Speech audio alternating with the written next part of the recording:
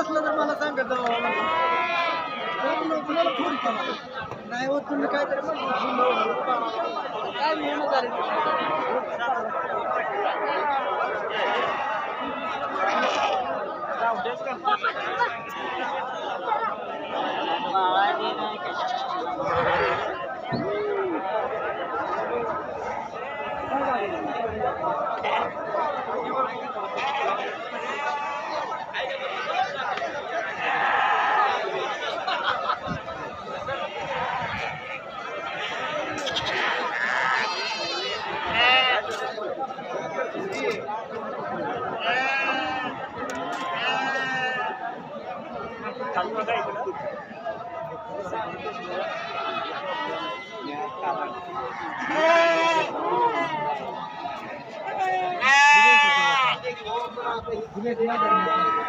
बाद झाले खडकेले म्हणा पैदर बकरा पैदो पैसे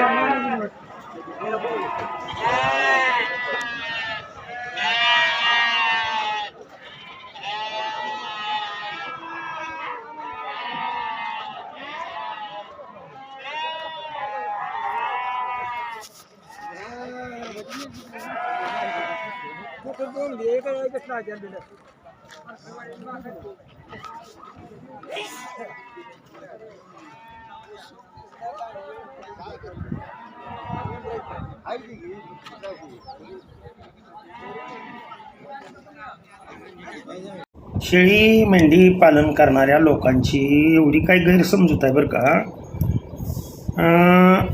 की श्रावण महिन्यामध्ये किंवा वारीच्या काळामध्ये किंवा दिवाळीच्या अगोदरपर्यंत की शेळी मेंढी बाजार जो आहे तो कडक नसतो. आलं का लक्षात? तर यामध्ये तुम्हाला एक उदाहरण म्हणून देतो. अहो, शेळ्या मेंढ्यांचा आणि वारीचा काहीच संबंध येत नाही, लक्षात ठेवा. वारीचा समाज जो आहे तो वेगळा आहे आणि शेळी मेंढी पालन करणारा जो समाज आहे तो वेगळा आहे. नीट लक्षात आहे मी काय म्हणतो ते.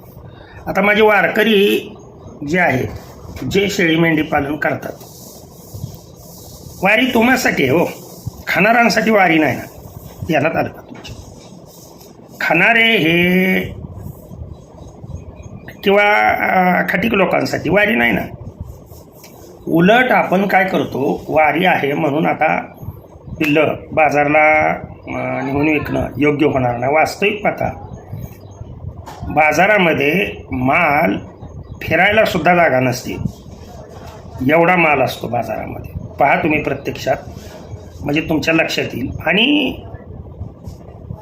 गिराईक दोन्ही असतात, विकणारे असतात आणि घेणारेही तेवढेच असतात. आटपाडी बाजार हा सोलापूर जिल्ह्यात नाही, सांगलीमध्ये येतो बहुतेक. हा एक नंबरचा बाजार आहे शेळी मेंढीसाठी. शेळीसाठी कमी, परंतु मेंढीसाठी हा एक नंबरचा बाजार आहे. इथे तुम्हाला सर्व प्रकारचे माल, छोटी पिल्लं मिळतील, मध्यम प्रकार, सगळ्या प्रकारच्या जाती आणि की इथं मेंढ्याच्या तुम्हाला मिळतात. फक्त जी ब्रीड तयार करणारी जात आहे, उदाहरणार्थ डॉर्पर आहे किंवा नारी सुवर्ण आहे, हे ज्यांचे फार्म आहेत त्या फार्मवरतीच हे मिळू शकतात. बाजारात तुम्हाला आपला देशी माल किंवा माटगाळ म्हणूनच हो का तुम्हाला सांगतो तुम्हाला ते द्या नाही तर नाही ते कशाला आम्ही ओळखले मागायचं नाही करायचं नाही तुम्हाला घ्यायचं योगा फाट ती माणूस मला घ्यायचं नाही तुम्हाला तुमचा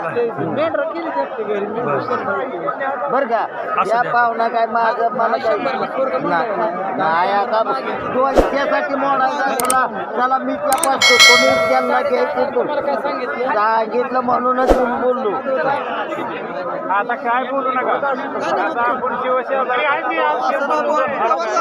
असं का म्हणायला होत असलं होय बकरं त्या मापाचं आहे का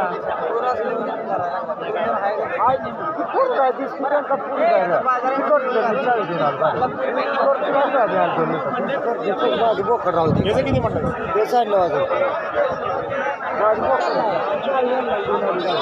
काय काम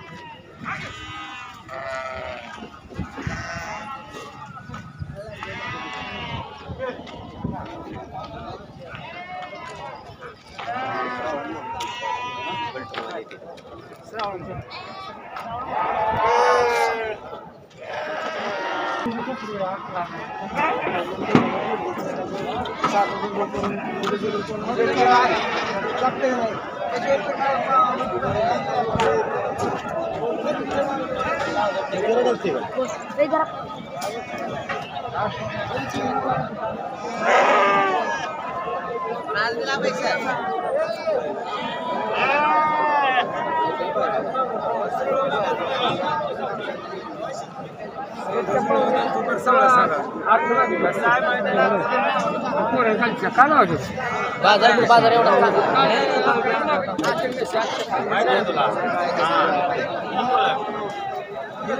लहान मोठी जनावरं वेगवेगळी फक्त ज्या ठराविक जाते त्या तुम्हाला या बाजारमध्ये ज्या हायब्रिड आहेत किंवा 2 पिल्लं देणाऱ्या जाती याच मार्केटमध्ये तुम्हाला 2 पिल्लं देणाऱ्या मेंढ्यासुद्धा भेटतील. ही सत्य परिस्थिती तुम्ही बघा म्हणजे लक्षात येईल तुमच्या सर्व प्रकारचा माल या मार्केटमध्ये येतो. तर तुम्ही बघितलं असेल पूर्णपणे